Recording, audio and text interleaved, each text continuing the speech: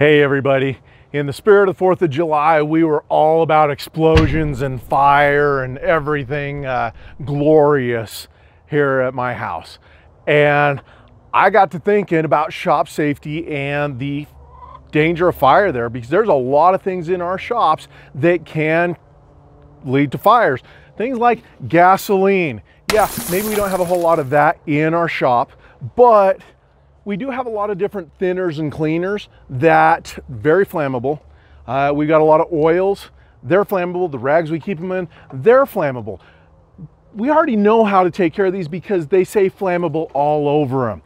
The big issue we run into though is the unknown.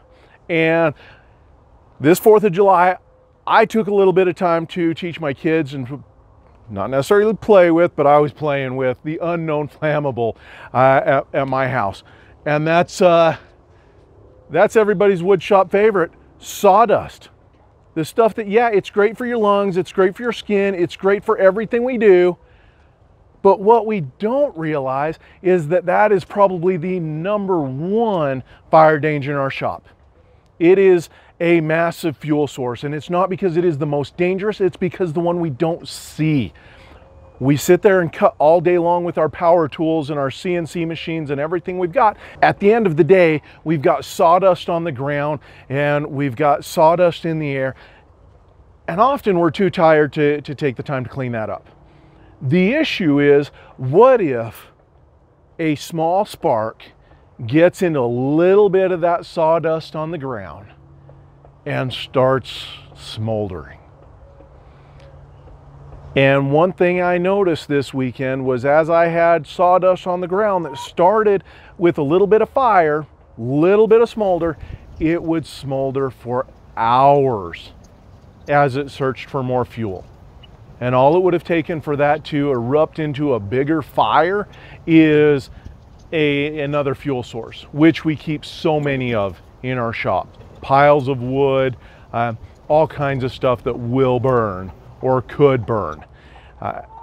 The second thing I noticed is something we call fuel-air mixture in the gasoline business. As you start getting gas in the air, there is an explosion level to where, when there is the right amount of fuel in the air, gas will explode. You have too much fumes in the air, there's not enough air, it won't explode. You don't have enough fuel in the air, you've got too much oxygen, not enough fuel, a spark won't ignite it. We run into the same issue with sawdust. Believe it or not, there is an explosion range or an explosive limit range. I don't know how they measure it, but there is one for sawdust. Meaning you start getting sawdust in the air. One great example in my shop of how it gets in the air is my power tools. An even better example is my CNC. As I'm cutting with that CNC kicks sawdust in a rooster tail all the way across the shop, making a glorious plume of that, the remains of wood all over the place. It's great. The downside is, as that's floating through the air, if there is an ignition source, what's going to happen? Well, I took a little bit of sawdust and sprinkled it over the fire, as you can see here.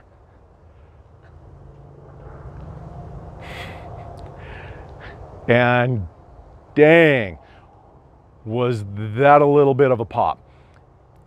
It made for a great festive explosion of fire on the 4th of July, and it was actually the cheapest firework I bought. The downside is, if this happens while our CNC or our table saw is pushing clouds of dust up, that kind of a fireball in our shop's not going to end well.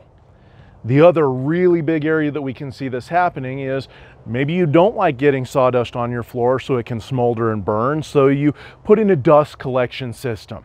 And so it sucks all that dust and contains it in a nice dust bin out of the way, and now you don't have to breathe it in, you don't have to sweep it up. Life's golden, right? The downside is as all this dust is traveling through the system, it's building static electricity, and then it's blowing across the fan blade and then getting aspirated into the air in your collector. So you could reach that explosion limit in your collector. I know there's a lot of people that say it's not an issue. I've never personally seen it happen, but I've seen sawdust explode. I've just shown you sawdust explode. In fact, it's so awesome. Watch it again.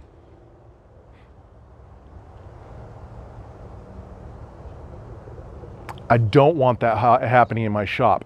And the way we prevent static from building up in our dust collection system is by grounding out the system. There's a lot of great videos on how to ground out your dust collection system. I'm just showing you why it needs to be done. If you don't have a dust collection system, you can do things like keeping your panels, your power panels closed, watching exposed wires, taking care of all the cautions that you would normally take with electricity. Ground your tools. If you don't have three-prong, make sure your tools are grounded. There's a lot of other things we can do as far as keeping our dust cleaned up to prevent the smolder fire. That's a great thing to do. If we do see that we've got a smolder fire happening, look at your shop. Hang out for a couple of minutes after you're done. They put off smoke, and if you start seeing that smoke, it's good to have things along the lines of fire blankets. Very handy if you've got a machine that catches on fire. It's a good way to put that out, is throw that fire blanket over it. That might give you a little bit extra time. A fire extinguisher, have one handy, make sure that it's still good, and get it inspected as needed to keep sure it's up to date. So ground your equipment. Be aware of what's going on in your shop, because not too long ago I was cutting a piece of hard maple on the table saw, and as I was pushing that through, that hard maple just cupped together and clamped down on that blade. Could have turned into a kickback, and luckily it didn't, but what it did do is it got hot. It burned that maple, sent a plume of smoke up in the shop.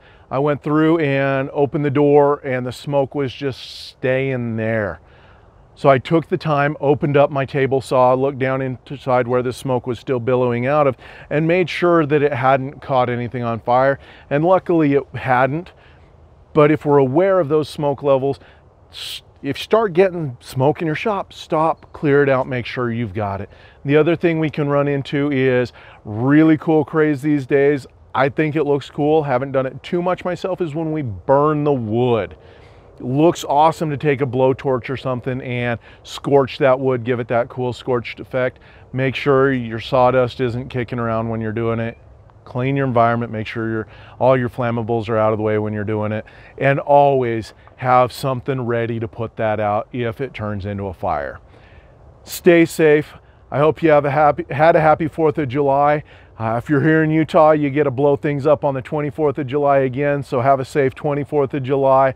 And more importantly, woodworkers every day, stay safe in your shop, keep your sawdust under control, and save the explosions for controlled environments.